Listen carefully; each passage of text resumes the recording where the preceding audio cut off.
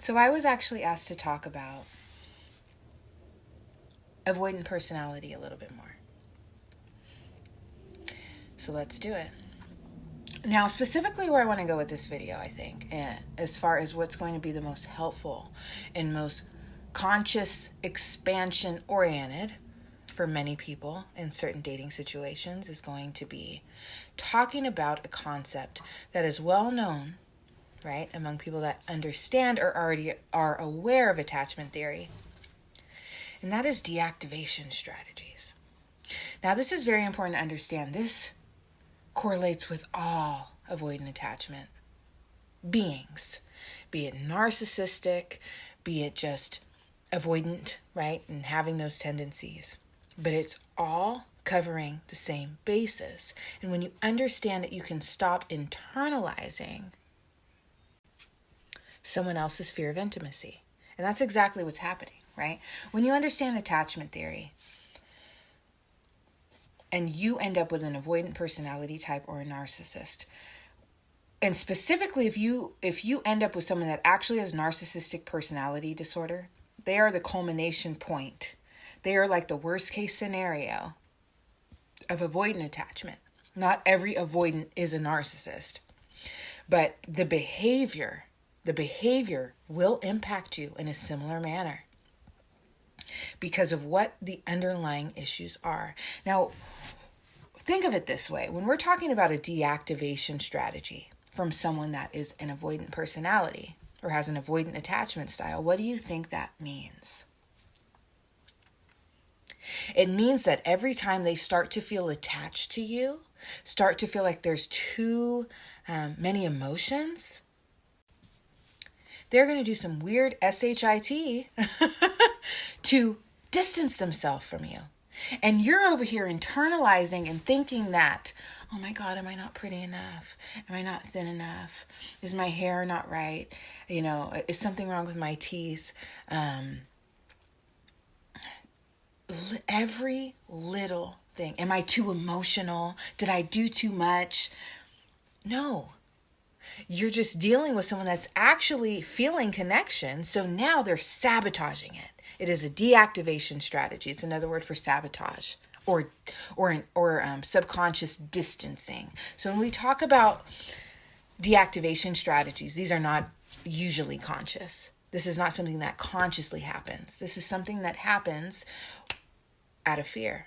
Again, the 2-5-7 sequence that I've coined. This is a very important concept. 2, inner child. What is wounded? 5, ego and discomfort. The microchip of the soul that remembers all of the wounds and contributes to certain patterns of behavior based on an attempt to avoid a recurrence of said wounds. And 7, oppositional behavior, sadistic behavior, distant behavior.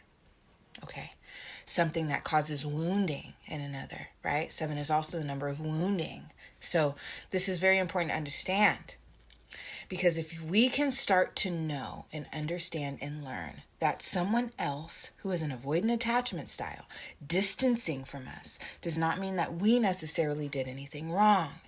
It means they are feeling too much and they are now afraid because they are so used to inconsistency.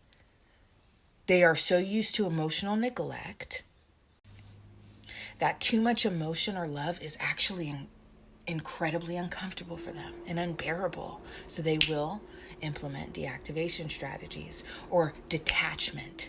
Okay, they will detach. And for a lot of people, if it's narcissistic personality, that sort of behavior tends to lead toward a discard, right? But with others, it's just a distancing. It's going to be hot and cold. It's going to be uncomfortable. You're going to be thinking, you're going to be spiraling in your own mind about what's going on because their 2-5-7 sequence is going to trigger yours. That of inadequacy, my dog running in the house. Inadequacy. Right? Rejection, abandonment. These are all inner child wounds. So if you are someone that is an anxious or even a secure, because I tell you right now, if you're a secure attachment style dealing with an avoidant, it is a natural regression that occurs back to anxious.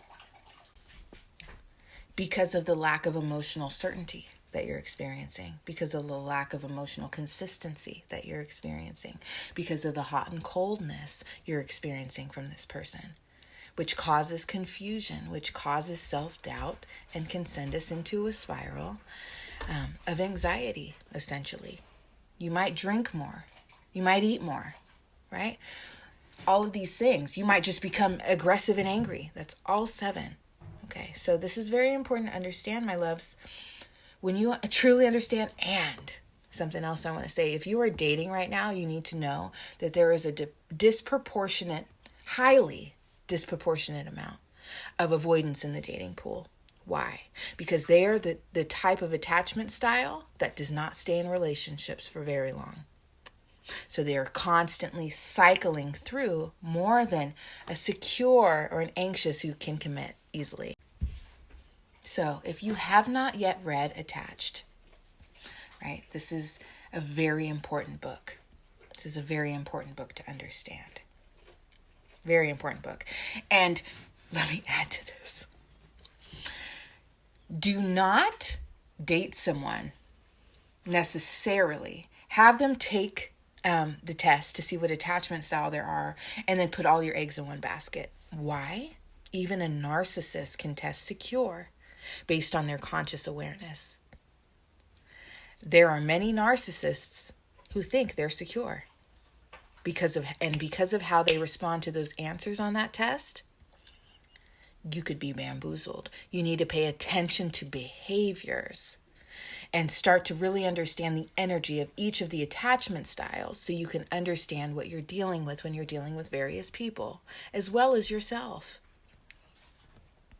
So in closing, I'd just like to reiterate that this is all about fear at the end of the day.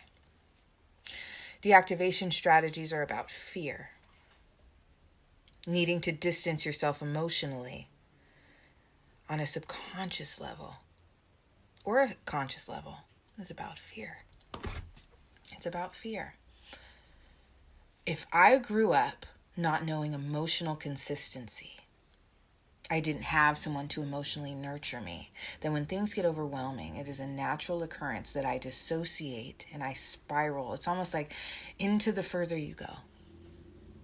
Okay.